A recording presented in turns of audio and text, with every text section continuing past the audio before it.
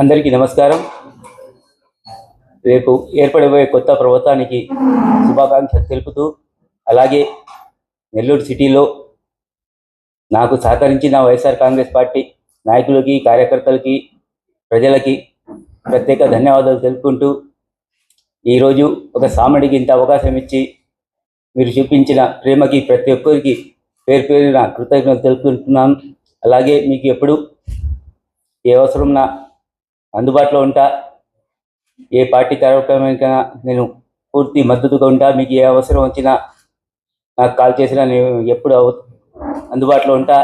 తప్పకుండా ప్రజలకి ఏ సమస్య వచ్చినా ప్రజల సమస్యల మీద పోరాడడానికి సిద్ధంగా ఉంటాం. ప్రతి ఒక్కరు వైఎస్ఆర్ కాంగ్రెస్ పార్టీ కార్యకర్తలు, నాయకులు అందరూ కలిసికట్టుగా పనిచేద్దాం. తప్పకుండా ఓటమి సహజమే.